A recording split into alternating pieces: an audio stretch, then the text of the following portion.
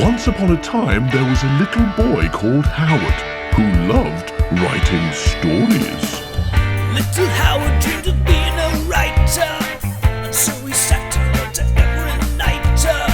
But everything he wrote was fucking shite, yeah. Wubba-dubba-doo, wubba-dubba-doo. Worst writer in the world, worst writer in the world, worst writer in the world, worst writer in the world.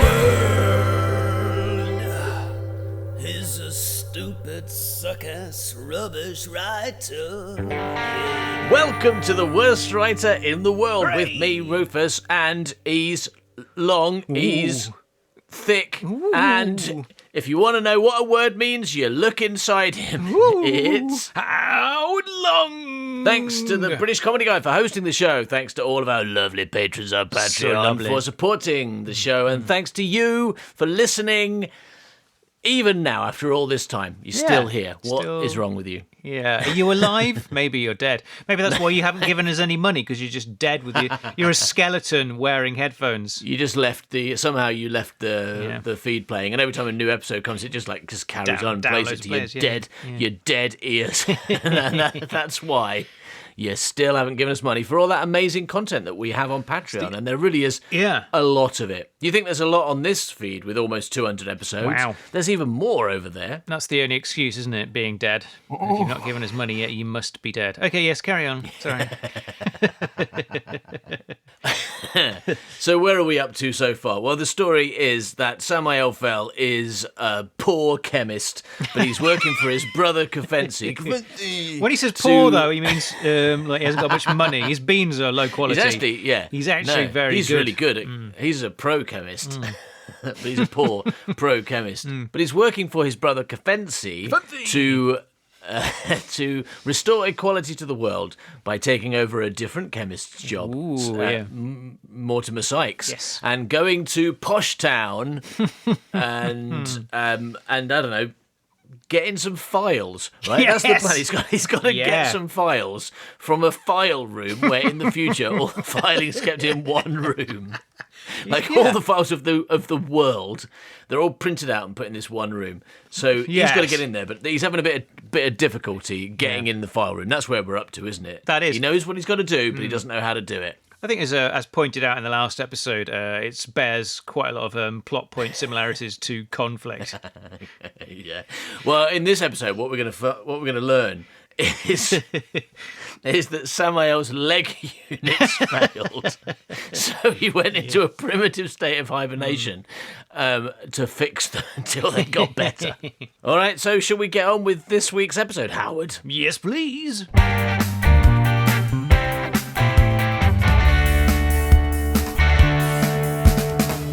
Samael has basically revealed his true politics to Bridget Astor. Oh my gosh. And Bridget Astor has told Samael that she actually hates Basilius Rex and is only fucking him to make him good. Yeah. So that's good news, isn't it? Okay. So Bridget, he says, "No, I won't tell anyone." She nods. "I believe you." Pause. "What are you doing tonight?" Uh-oh, that's the end of the scene. Oh, so we didn't get to hear him say, "You." No, we don't, but we do get to see what he's doing tonight, because cut to interior opera box night. Samael sits with Bridget in a swanky box at the Royal Opera House. This is the very swanky box. The cardboard box that I live in at home is a lot smaller than this. It's very rubbish. Samael is entranced by the beauty of the opera. Samael says, he is lost for words. "It's called opera." This is opera, Samael. You're starting to sound quite poor, actually. Now, Bridget actually says, "You've never been before."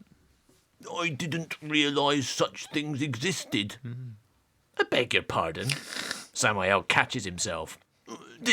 "In all my life, I never dreamed I'd experience something so otherworldly." Why is it? He hasn't caught himself. He's carrying on exactly the same way.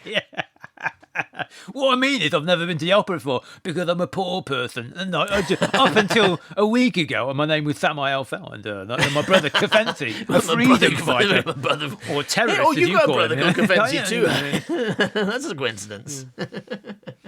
Yeah, no, he catches himself and then carries on in exactly the same way. And Bridget says, "You're a strange one, Sykes." She returns to watching the opera. Samael stares at her for a time before he too returns his gaze to the opera. Could you go back to the opera? Please, I'll finish with you. Thank you for the bumming. That was great. But I'm actually on a date with a woman at the moment, so thanks for coming over. When she is certain he is no longer looking at her, she looks back at him and admires him. Wow. Well, this is another farce scene, isn't it? Look. Yeah. And then she's like, oh, have a little look. Have a little look at Samuel. He's not looking at me. Yeah. No, she's not looking at me now. I'm going to have a little look at her. Brilliant. Cut 2, interior office day. Samael is at someone else's desk. He is on the phone to Cafenzi. Hushed tones. Samael says, "The file room is on a time lock. It's open for 3 hours on the 1st of every month for the cleaners." Wow. It's open for 3 hours a month, so they can clean it. They have to clean it quickly, because otherwise they get locked in and die. Right? If the cleaning takes a bit too long, 3 hours and 1 minute, I tell you what, all that happens every month, the cleaners come in to clean up the skeletons of the last lot from a month ago. The problem's just getting worse, and now there's about 800 skeletons in there. There's no way you're going to do that in 3 hours. I was thinking, like, it's really weird that the cleaners only come once a month, but now I understand why. It's because to keep replacing them. Yeah, it takes a month to find someone who's not heard of this. Yeah. It's open for 3 hours on the 1st of every month for the cleaners. It's the only opportunity. I know, and I'll get it before then.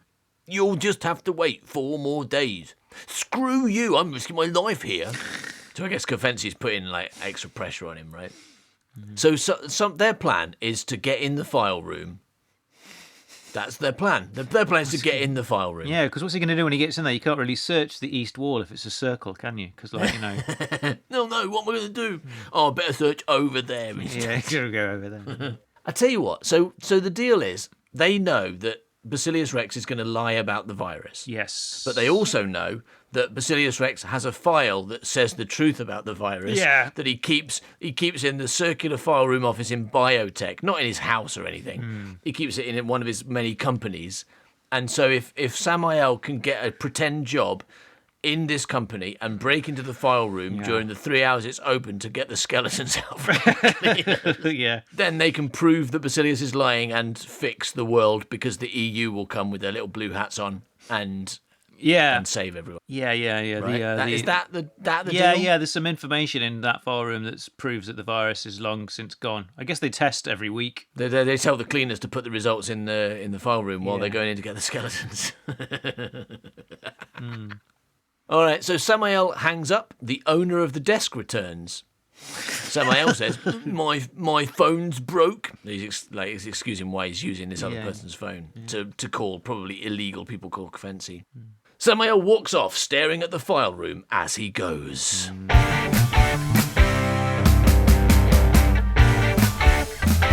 Okay, so at this point, I'd just like to get you to help me remember who the characters are in this story, because we've taken quite a long journey, and I just want to make sure I'm up to date. So, Samael Fell. Who is Samael Fell, Howard? Oh, there's no such person as Samael Fell anymore. He's a ghost, because Samael Fell is. But he was the protagonist. Has had his eye pulled out and his fingertips pizza cutted off, and now he's disguised as Mortimer Sykes.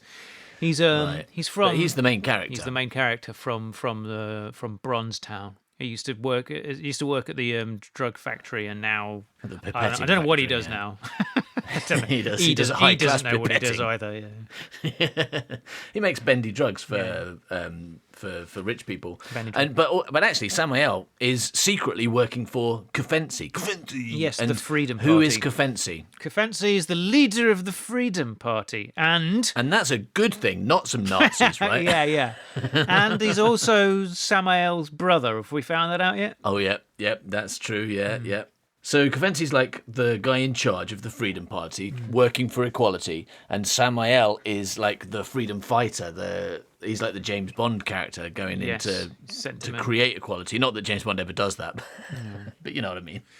Yeah. Okay, and Bridget Astor, who the fuck is she? And what's the point of her in this story? She's there to make sure that there's a woman in the cast because it's very important to have a woman in your cast. But as with many movies, she doesn't get anything other than being the woman in the cast. Yeah. Her character is hot. Yeah, I don't think she passes the Bechdel test. I don't think she speaks to another woman because I don't think there are any. She doesn't have to pass it. The script does. Well, she's a failure. Yeah. Why doesn't she talk to another woman ever? Yeah, idiot exactly. woman. Yeah, so it's definitely her fault and not mine.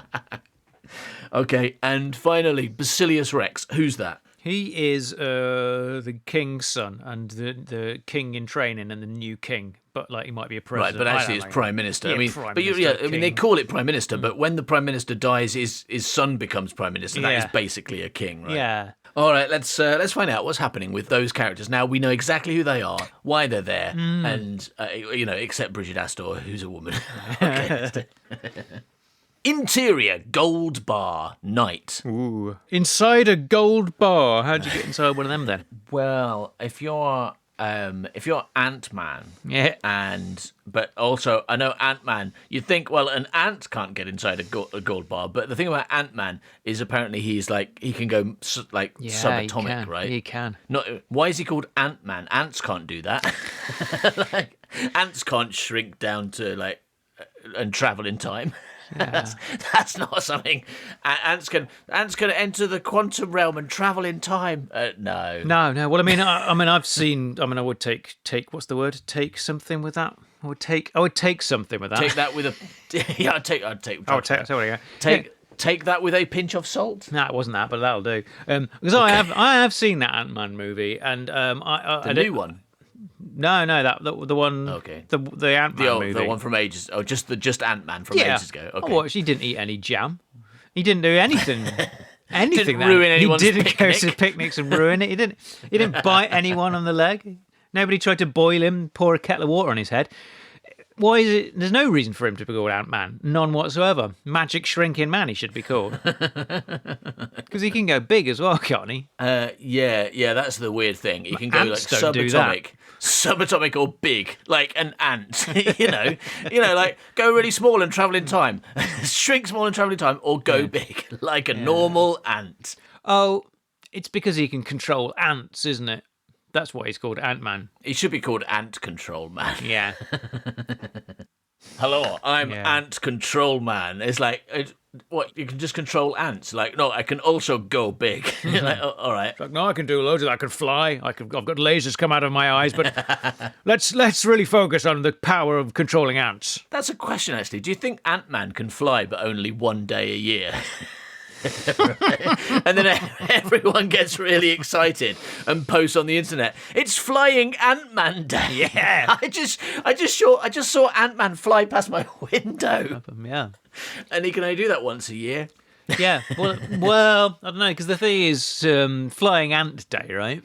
It happens, not a real thing. Yeah, it just happens on different days. Isn't it? They don't all just go one day. Let's all go flying. I know that, but people on the internet don't. People on the internet think Flying Ant Day is a thing. It's a national day. Yeah, yeah, public Flying holiday. Ant Day.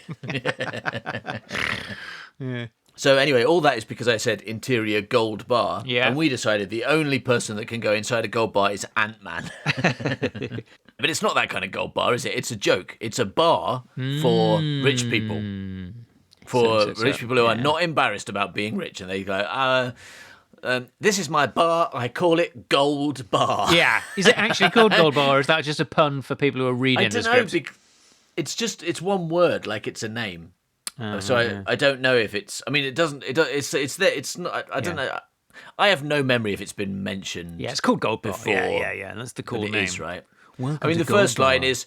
The first line is, Bridget, do you like Gold Bar, the bar we're in, which is called Gold Bar? I really like it because of its name mostly, but also because it's covered in gold. Oh, I love Gold Bar. It's my favourite gold bar. All right, no.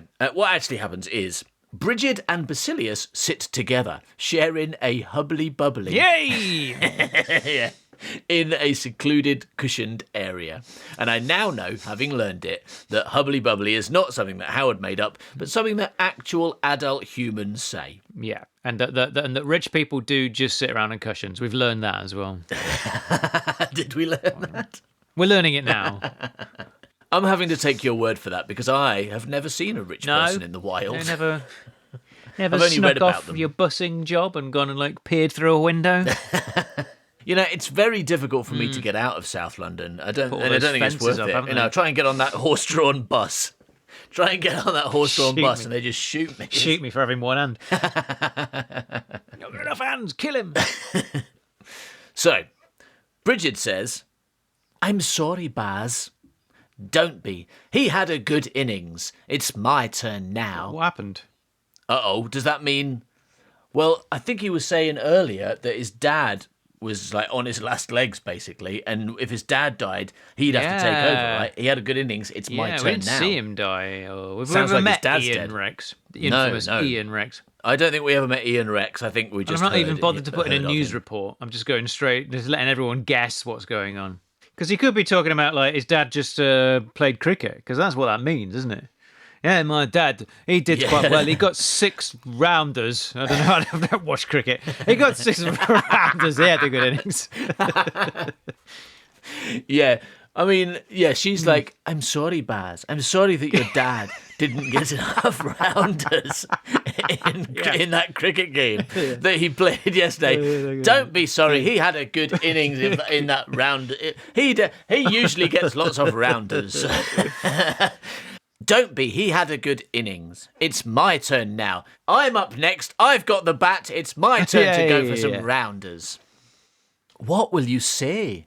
I'm going to stand there and then hit a ball with a bat when they throw it at me. I'm not going to say anything. At the symposium, what will you say? What do you think? I think if you don't want to commit global political suicide, you'll say yes on equality. Yeah. They're just voting on equality. Okay, we are going to vote. Okay, guys, we're going to vote on equality now. Okay, just solve all the problems at once. Okay, so hands up, yes for equality. Everyone says yes. Hang on, where's Belarus? Why are you saying no? It's like, but you got to put both your hands up if you want equality, but some people have only got one, so it never wins. Yeah, but Basilius... She says you got to say yes on equality, but Basilius says, fuck the globe. I'll take my chances. Yeah. What's the point of ruling if there's nothing left to rule? Even if the EU are brave enough to wage their PC war, at the end of it, win or lose, I'll be happy. I'll be dead or white. Both preferable to shade Britain. Oh, God, he's getting all racist and weird, right? He's saying it's better to be dead than to be a person of colour, is what he's saying, isn't it? He is, but he's also saying, I'll be dead or white. That means when he dies, he becomes Chinese, right? Because you can be both. You can be both, right? I've heard that when you die, you immediately become Chinese. All ghosts are Chinese. I've heard that. I don't want to be that. No, actually, I'm not even saying I don't want to be it. I say I'll be happy. I don't mind being dead and Chinese. That's absolutely fine. I'll be alive and white. That's fine. Don't mind. Or I'll be dead and Chinese. I'm not a racist after all. In fact, I'm so unracist that I don't mind that one of those choices involves being dead. It's so equal to me to be white or Chinese that I don't mind which one is alive. How can anybody accuse me of being a racist when I just said I'm happy to be a dead Chinese person?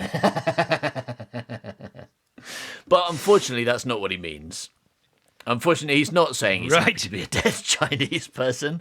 He's saying He'd rather be a dead person than a Chinese person. Yeah, right. He's saying that's what it should be. I'd rather be dead Yeah.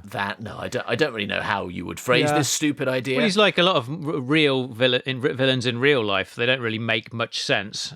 They just say things, don't they, and be evil. Yeah, unlike villains in movies who are often quite logical and sometimes even quite persuasive and like, anti-establishment, anti-capitalist kind of types that you're like, oh, okay, I start to agree with, oh no, he killed a baby, he must be evil. But this guy, like, as you say, in real life, villains are stupid and make no sense and just say things. Often this is him Twitter. tweeting. He's probably tweeting this right sense. now. I would rather be dead. Yeah. No, that's too much. That's too much sense. I'll be dead or white. Lots of replies. What are you talking about? Don't shut up. Stop taking away my freedom of speech by asking me what I mean. Blocked. Banned. Basically, he's saying I'll be dead, in an equal world, or I'll be alive in a successfully white supremacist world. Right. Yeah. It takes more work. I mean, that's his idea, right? Yeah. Samael arrives. Basilius says, "Aha, Sykes, over here." Samael heads over. "Thank Kutcher you're here." Brilliant. Thank Kutcher. I guess they really like Ashton Kutcher in the future. It's the only thing I can suggest. That is how it's spelt, yeah. Is this like, in Brave New World, where they... Really like Ashton Kutcher, yeah. I remember that bit. Yeah. It's like that, right? It's just like that, isn't it? It's really similar. I just thought that was a good similarity. Anyway, moving on. Thank Kutcher you're here. Bridget's trying to save me from myself again. Really, Bridget? She seems to think the right and proper thing to do would be to say yes. Regardless of your beliefs, yes, this would be the sensible thing to do. I will die first, you know that. And if the virus is proven no longer a threat? There'll be no proof. Don't worry. Now, come on, it looks like I just landed the job of president. Because my dad died. Let me enjoy myself while I still can. More drinks. Oh, it looks like we're going to get a news report. Cut 2. Interior office day. Samael is at his desk. He watches news on his computer. With Ian Rex too ill to attend. Ill? I thought he was dead. Yeah, no, he's just ill. So what? She's like, sorry about your dad. He's just got a cold.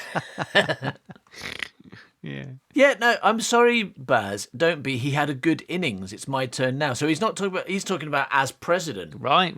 Not about in life. He had a good innings as president, I guess. So yeah, you don't any commiserations on your dad resigning. That's not a thing people say, is it?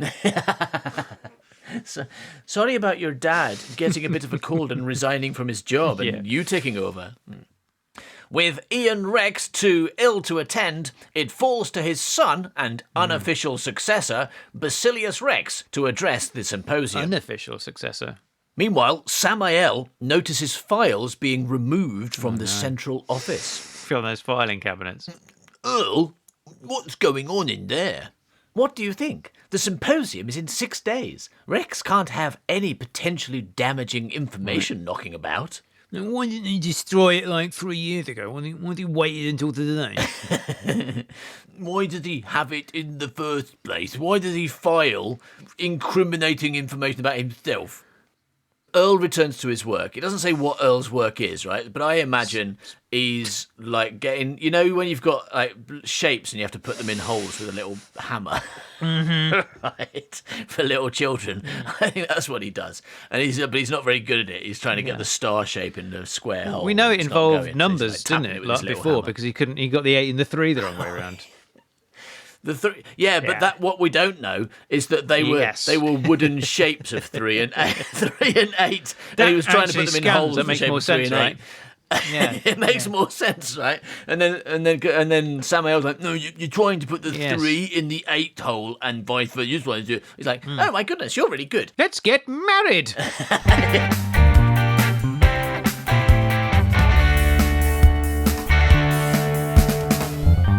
Cut 2. Interior toilets day.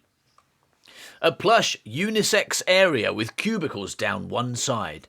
A fountain in the centre and mirrors and sinks along the wall. Who cares? It's a fucking toilet. Get on with it. They have mirrors in there. They have toilets in the toilet. What's going on? It does a fountain, though. Oh, that's unusual. Okay. All right. Well, what kind of fountain? Like a big fountain? What? A chocolate fountain? I hope it's not a chocolate fountain in a toilet. Who's got room loads for of people for a getting fountain? their marshmallows out? That sounds like a euphemism. I mean, don't stop going to the bathroom and getting your marshmallows out. It's a unisex toilet. Keep your marshmallows in when you're whilst you're there, please. But the chocolate fountain, it was literal. No, okay, that's fine. Fair enough. This man says he'll only blow me if my penis is chocolate flavoured. So here's the thing. Right? I've got a confession for you. I have never actually seen a chocolate fountain in reality, only on TV. Right. So, and also I didn't pay that much attention, so I have no idea what people do with chocolate fountains. So I was really like guessing when I said marshmallows, and I've got a terrible feeling that that's not correct. Right? What do people dip in chocolate fountains? No, I think that's probably right, isn't it? What else would you dip in it? I've no idea. I've never seen one except on TV, and they're never using them on TV. Or if they are, it's like to put someone's face in or something in a hilarious comedy moment. Yeah, I don't know. I don't know why. I mean, are you supposed to drink it? How fluid is it? I don't know whether it's even a real thing. Shall I find out? Shall I have a quick search? We learn something because our listeners are all poor scum as well, and they probably don't know. Mm-hmm. What do people put in chocolate fountains? It's going to be chocolate, right? Yeah. Oh, no. Chocolate fountain dipping foods. Number 1, marshmallows. So you do. Number 2, novelty marshmallows. What the fuck is that? That's penises. Novelty marshmallows. It is, right? Yeah. That is a euphemism. Fresh strawberries, that's what I've seen on movies. Oh, yeah. Strawberries, right? That's what they use in movies. Yeah, I've seen that. Pineapple, fudge, bananas. I suppose in a movie it depends. If it's a children's party, then it's marshmallows. If it's some adults, then it's some strawberries, isn't it? And then it gets sexy. Yeah, maybe. And then there's a cheese fountain, isn't there? There is. I was just thinking that same thing. I'm going to put cheese fountains. What do people put in cheese fountains? Well, it's probably breadsticks, right? Doesn't seem like such a mystery with cheese. I mean, you can have cheese on anything. Sausage. Yeah, it's definitely sausages. Yeah, like your dinner, just let it pour on your dinner. Yeah. Like, there you go. Toast. I mean, it would work, right? Dip your toast in the cheese fountain. Yeah. Cheese is very versatile. Chocolate, it's only marshmallows and strawberries. Whatever it is, they probably don't have a cheese fountain or a chocolate fountain in this bathroom. It's probably just a water fountain, isn't it? Like a water feature. But I'm getting the sense that it's a pretty big bathroom then. It's got a fountain. So maybe they've got all 3, is what I'm thinking. Maybe you go in, water fountain, you're like, oh, fucking hell, water fountain, brilliant. And then you go a bit further in, you're like, oh, chocolate fountain, brilliant. Get my marshmallows out, fantastic. I tell you what, though, when I put my toast in, that wasn't very good. Toast dipped in, I know people like chocolate on toast, don't they? Fucking idiots. When I put my sausage in, that didn't work very well. The sausage I brought to the bathroom, not a euphemism, an actual sausage. I've dipped my marshmallows, not a euphemism. Dipped my sausage, also not a euphemism, surprisingly. Yeah, I chocolate just sausage, happened to bring them. Yeah. Didn't work. Oh, hang on. Walked a bit further in. Cheese fountain. Nailed. Brilliant. They're just preparing for people who go into bathrooms with marshmallows I'm glad and sausages I brought and need all my to dip them. food in here.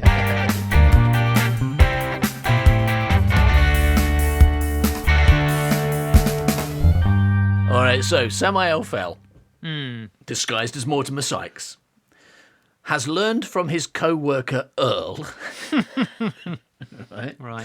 that Basilius Rex is removing incriminating evidence from his file room because, apparently, everyone in the office just knows what's going on over there. Oh, it's just Basilius Rex removing all his incriminating evidence that he keeps in his incriminating evidence room that we all know. It's got a sign on the door that says incriminating evidence room. We're not allowed in there, obviously. No. And so Samael has gone to the bathroom to work out what to do about it. Right. Samael checks there is no one around. He turns on the cold tap. We notice again his dodgy index fingertip, even darker purple than before. His fingers rotting off. Oh my God, this is horrible. He washes his face and stares at himself in the mirror. And then he's going to talk to himself in the mirror because he's in a movie and he's got to, right? He looks at himself in the mirror and says, "It's happening. He's removing the evidence. Oh, shit. Okay. I'm on my own. Decide, do, don't regret, Die. No, not die. No. Decide, do, don't regret. All right, so he's realised that he can't wait for the cleaners because the evidence is being removed now. Yeah. And so he's got to do something. Yeah, and he's got to do something after he's decided he's got to do something. He's got to decide something, then he's got to do something. Sorry, I'm getting it in the wrong order. Yeah. He hasn't got to do something, then decide to do it. I'm being an idiot, right? No. He's got to decide on something to do. Yeah. And whatever he decides involves him taking files from people who are removing those files, right? Mm-hmm. So it's going to have to be a pretty good decision. Yeah. And then he's going to have to, once he's decided, he's got to remember the very important stage 2, because that's not enough. You can't decide and then go and have a nap. And Kafensi taught him this. No, he's got to decide what to do, and then he's got to actually do it. And then, of course, he's got to not regret and then die. Yeah, don't regret. All right, so cut 2. Interior office day. Samael walks towards the central file room. I think he's decided. We don't know what he's decided, but we know he's done it because he is currently doing. All right. Unless he's got mixed up, he has already decided. As he nears 2 men, man 1 and man 2. Yeah. As he nears 2 men, man 1 and man 2, carry out a heavy metal box brimming with paperwork files. He smiles at them as he passes them and slips into the file room just as the door is closing behind them. Well, I could have done that countless times then. Interior file room day. Samael is nervous. That's the sort of noise he makes. He ducks down to prevent himself from being seen from the office. All right, so he's doing a bit of crawling around. He's ducking. This is not as good as when Penny and being Archie infiltrated the Collider building, and that was way more exciting. And they had to get passes and dress up as scientists and everything. Yeah, blow up children. All he has to do is smile at some people carrying a box and walk through a door. It's just really exciting. He hasn't blown up a single child. What's wrong with this script? Shot any kids? What is he doing? The file room is filled with filing cabinets. Wow. Yep, the file room is filled with filing cabinets. The future. These, well, yeah, Place of paper. because you think, oh yeah, I've seen filing cabinets. They're all metallic grey, right? But no, because these are all shiny white, like Apple computers. Oh, really? Specifically, yeah. Yeah, specifically. Apple computers, of course, aren't shiny white, but never mind. They fan all the way around the room against the glass walls, but coming no higher than chest height, thereafter allowing you to see out, or indeed in. So you've got to. That's where he ducks. Whack. Basically, if you're going to break into this room, make sure you're short. Yeah. Because then you're okay, right? But if you're a tall person, they're going to see you. Right. So there's a load of standard filing cabinets. Basically, someone's painted them white and drawn apples on. Yeah. Right. Yeah. And now he's in there. In this future, in this there, magical future world, this future dystopia full of. So hey, what if full right in the future filing cabinets are white? Yeah. Well, this is exactly what happened in Conflict. What if, in the future, filing but by Daleks? It's just like take a thing and then change one little detail. Yeah. What if, in the future, filing but Daleks? No, this is not Doctor Who. Can't do Daleks. All right, white. White. Yeah, it's like we've outsourced the filing to Apple. Unfortunately, they just put it all in white filing cabinets. I'm very disappointed. I was expecting them to computerize it, but they just put it in white branded filing cabinets. I'm very annoyed. I paid them £8 billion for that. In this, hang on. All right, yeah. So it gets better. Hooray! Because in this room, which is full of filing cabinets, all the future filing, loads of filing cabinets, in the center of the file room is a computer database. Oh. Making the rest of the room pointless. But you'll find that next to the high-tech computer, there's a machine that makes snooker balls with people's names on it. I think that's the future.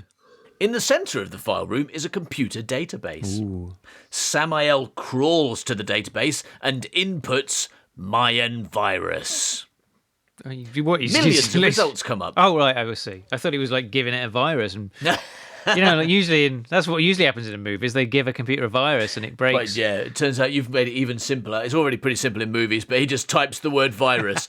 Have a virus, please. Yeah. Bang, explode.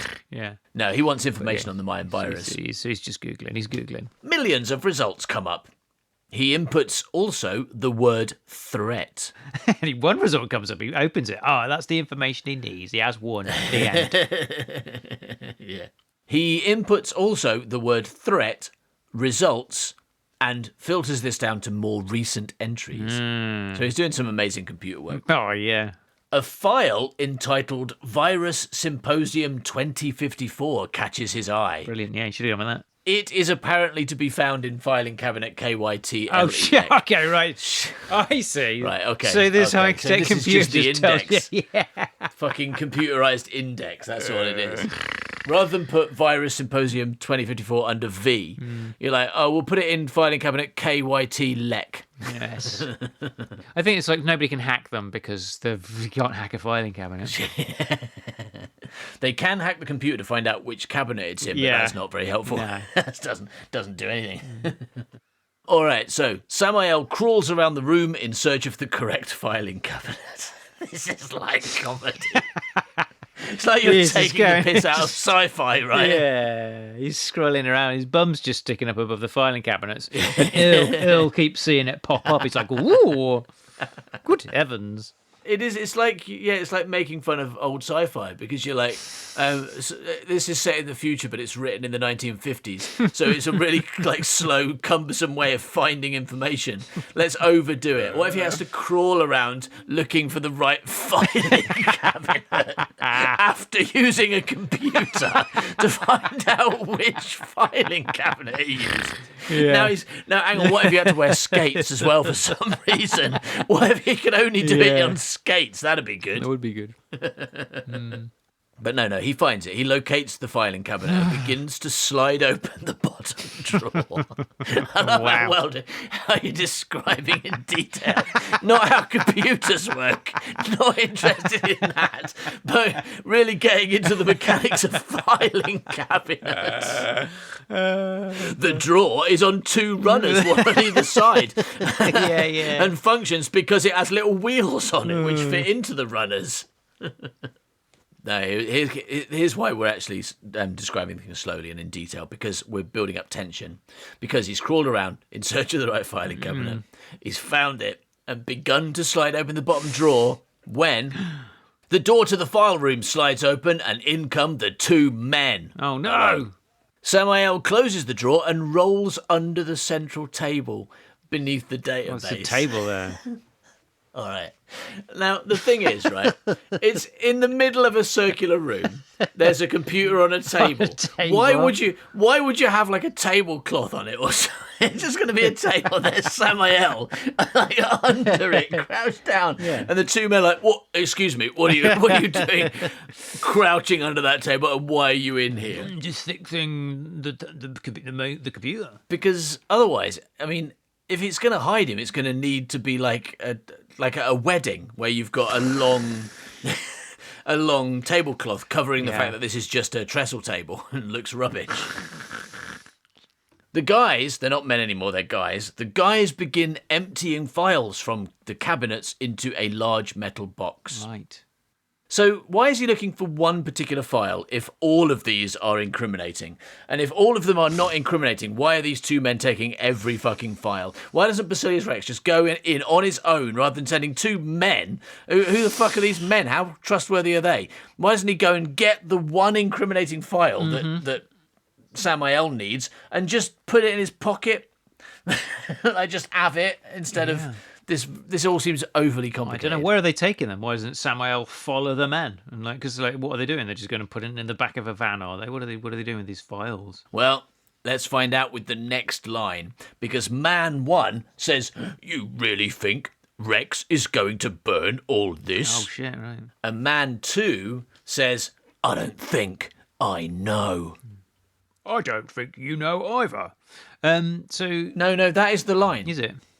Exactly what you just said is the Classic line. I mean, joke. word for word. I was reading it as you said it. It's impressive. It was Classic like you were joke. magic. Yeah. Yeah, so they're not even destroying it themselves. They're putting it in a car and taking it round to Basilis's house. So he can set fire to it. Where he's got a bonfire going in his garden. Yeah. Yeah. Yeah, I mean, that's what it should be. It should be, you really think Rex is going to burn all this? Like, no, that's what we're doing. He's paid us to burn it. It's like, that's how, he's not going to do it himself. He's the fucking Prime Minister. He doesn't burn his own incriminating files. He gets henchmen to do it for him. Yeah. And then he'll plausible deniability. Is that a word? Plausible deniability? Is that right? No, that's correct. Yeah, Wow. That's correct. I don't know if it works if you're basically denying that someone burned your incriminating evidence. No, it wasn't me that burned my incriminating evidence. It was those two men over there. I had no idea that they were burning the documents that prove that I'm a criminal. Yeah. That's what I call plausible deniability. Can I go now? What do you mean I'm going to prison? Yeah. As they are working, the opposite side of the room to the kit lek, that's the cabinet that Samael was next to, or no, was looking in, Samael quietly edges his way back out from beneath the database and over to the filing cabinet. Right, okay. So I guess it's a pretty fucking big room. Yeah, it's huge. With a massive table, with a massive computer on. Can't be that a massive computer that only tells you what filing cabinets things are in. I mean, I feel like this could be done with a very small computer. I guess there's the table and a computer in the way, so if they're on the other side of the room, maybe they wouldn't notice him. They must be, I suppose it's amazing future filing cabinets that open silently. Yes. So he slides open the bottom drawer and leafs through. No luck.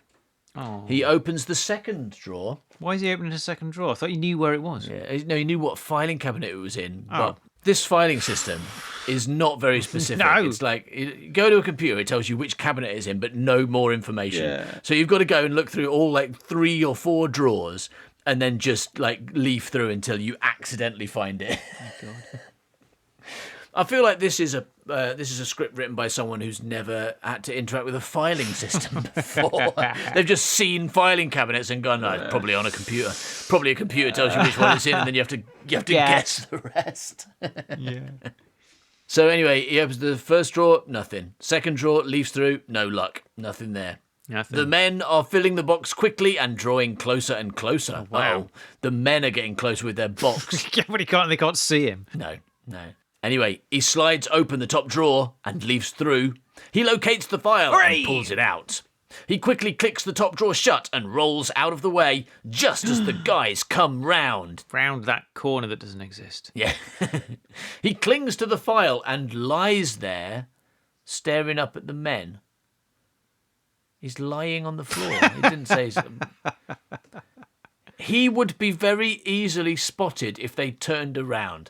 All right, so what's happening in this scene is that 2 men are opening filing cabinets, taking all the files out, putting it in a box, right? And also, apparently, it's a big enough box to contain, like, to fit the contents of quite a few filing cabinets because they're moving around the room. Mm-hmm. But behind them, there's just a man lying on the floor. Yeah, apparently. They haven't seen him. Yeah. They haven't seen him. Man 2 says, that's enough for this one. Man 2 says, what's that man doing lying on the floor? He says, that's enough for this one. The guys have finished loading up the box and pick it up. They unlock the door with the print reader and exit. So he was just behind them, but they didn't turn around.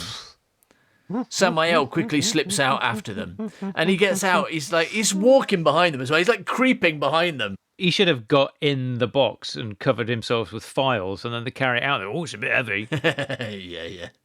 So he made it. He got out. He got the file and got out. What a dramatic sequence that was. Actually, not as difficult as it maybe should have been. He went in, used a computer, looked in 3 drawers, found it. Some men were there, but it's okay because they don't know that the world exists behind them as well. They don't have necks that work. That's what it is. Well, do you remember in Howard Long's amazing Doctor Who story, Conflict, there was a character, I believe, called Shrana, who did not believe in things she couldn't see. Right? The moment she turns her back on you, she doesn't think you exist anymore. And I think these may be Shrana's brothers. Yeah. All right. Probably called Shrano and Shrani, knowing how the naming system in there. Oh, no, that's a Cyberman and a Dalek. yeah, it is. Shrani, a Cyberman and a Dalek. But these two, they just don't believe it. So they can, of course, they can hear Samael opening drawers but they can't see him, so they don't believe he exists. And they don't believe there's anything behind them at any time, so they've got no reason to turn around. Yeah. I mean, clearly there's only two of them in order that one can say to the other, do you think he's going to burn all this? Yes, he is. Unnecessary and pointless and stupid. Get rid of that. One man, and he's listening to his iPod. His future iPod. Because they probably have iPods in the future, I reckon. So, he doesn't know. That's a classic scene, isn't it? Yeah. Usually it would be a janitor while a fight goes on in the background. Or it could be Stan Lee, couldn't it? Could be Stan Lee, yeah. Iron Man's Spider-Man fight. Someone, I don't know. Is it Spider-Man? I think it's Spider-Man. I'm not sure, but I feel like because isn't he at a school? It probably is because I wouldn't have seen it otherwise. Yeah, fair enough. Yeah, but because that's a classic scene. We've seen that many times, but it's always a joke. It's never part of the plot, right? That janitor or that Stan Lee is never necessary to be there. It's just part of the gag. But it's kind of better if it's part of the plot, right? You know, especially if Samael keeps dropping things and like he's basically having a fight, having a fight sequence, but on his own, right? Because he's so clumsy that he's knocking whole filing cabinets over. He's blown up that computer, but the guy doing this job is just listening to his iPod, and so he doesn't know. And he never turns around because he doesn't believe in a world behind him. And also, Samael's found a lampshade and he's put it on his head. He's put a lampshade on his head. He keeps freezing every time the guy turns around. There's more destruction, but he's like, well, it's not like the lampshade did it. And there are two men there, and one says to the other one, like, wait, was that lampshade holding a file? The last time we looked at that lampshade, he's like, nah. Lampshade, not lamp, but lampshade as well. Yeah. Was that lampshade with a man under it? Was it holding a file last time we looked? No, I don't think so. Oh, okay. Oh, it must be fine then. Okay. Was that lampshade with a man under it over there last time? No, I don't think. I think it's always been there. Okay, fine. Yeah. But it's not over for Samael. You think it is, but no, there's more, because next scene, interior office day. Samael, holding his file, bumps straight into Bridget. Oh, no. The file falls to the floor. Oh, Christ. He looks guilty. Brilliant. He can't be holding a piece of paper in an office. Obviously, he's up to something. He looks guilty. She picks up the file and looks at it with suspicion. Oh, jeez. But then hands it to him. Ooh. Don't worry, Kafensi told me this was going to happen. My brother, Kafensi, said that this was going to happen. Don't worry. No, that's not what's happening. They hold their positions, gazing into each other's eyes. Ooh. Then she nods and he moves off.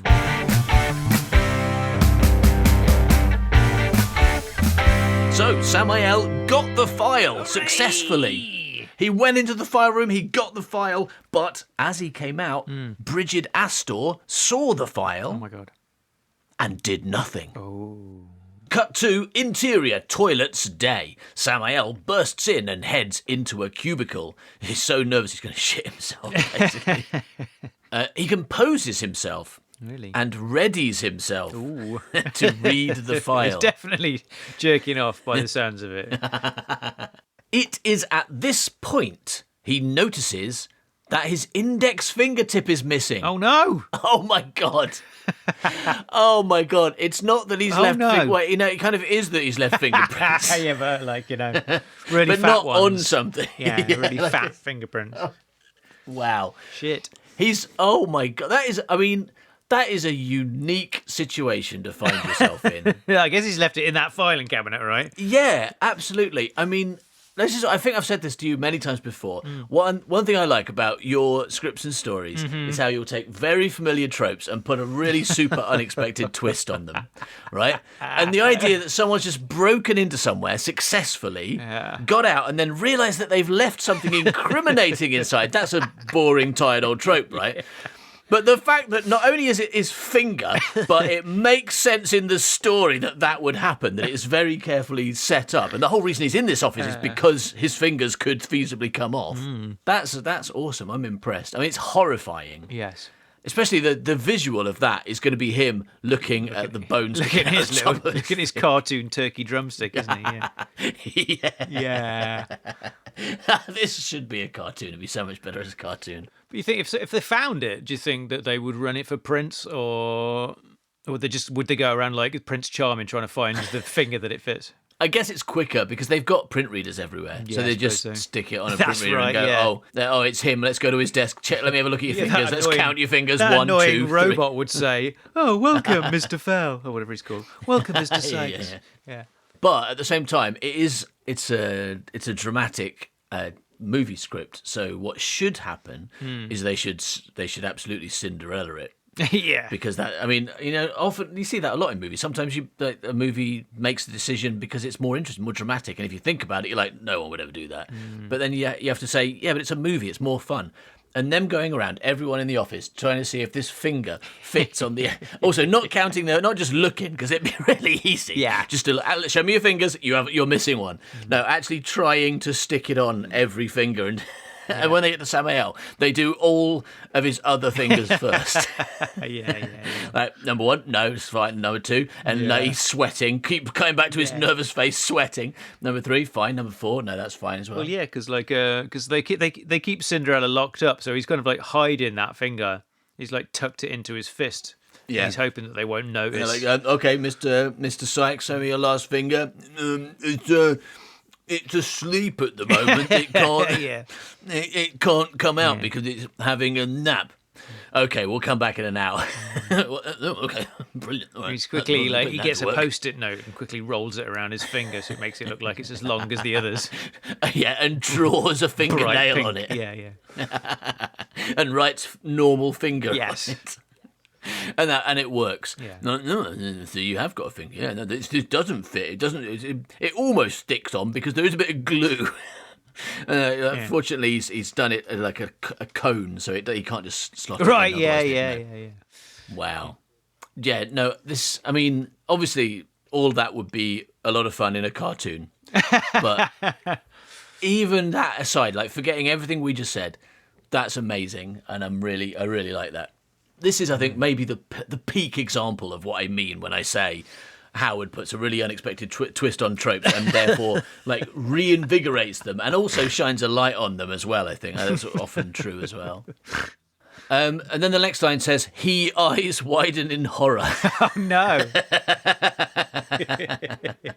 Whatever that might mean. He eyes widen in horror because you can eye something. Yeah. So who is widen in horror, and what's she doing there? Hello, my name's widen in horror. That's my real name. No, I think it means his eyes widen in horror. He's horrified because he's left his finger, his incriminating finger, in the place where he should not have been. Yeah, he's like, if only I'd left my eye. My left eye, then it would have been Samael Fell. No one knows that's me. That's right. He should have if he'd have left one of his other, because he's only got Mortimer Sykes' fingertips on one hand, hasn't he? Do we know? Do we know that it's one of those that he's left behind, or is he just left behind one of his own? I mean, there's a reason for his Sykes' fingertips to fall off, isn't there? But not his own. Not his own. Unless the doctor chopped all his fingers off, fingertops off, and then put his own ones back on the left hand. I don't know, maybe he got it caught in the filing cabinet. It can be quite tricky, those things, can't they? Cut to interior office day. Samael passes through, attempting to appear composed. Oh,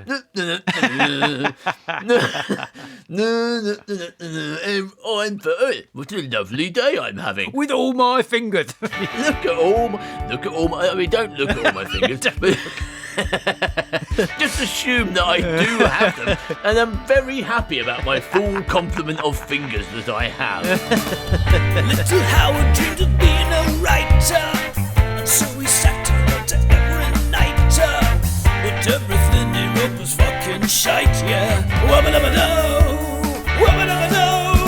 worst writer in the world, worst writer in the world, worst writer in the world, worst writer in the world.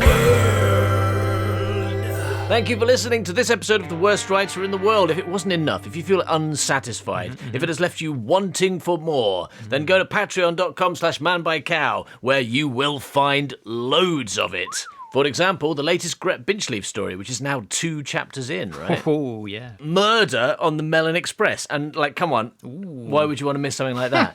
You can also still get your hands on all of the last Gret Binchleaf story for only $7. Sign up for $7 and immediately get access to all 9 chapters of Who Killed Gret Binchleaf. Wow. Not to mention all the other books that are available that are exclusive to the gang. That's true. What are you doing here where there's no Gret Binchleaf, you idiot? Or, well, a couple of stories, but none of the good stuff. Is it because you're that skeleton we mentioned before the show started? All right, well, whether you are or not a skeleton, thanks for listening with your ears or lack of ears. And we'll see you next week. Bye-bye, milk. with your ear bones. Bye-bye, man. He's a stupid, suck-ass, rubbish writer. Yeah.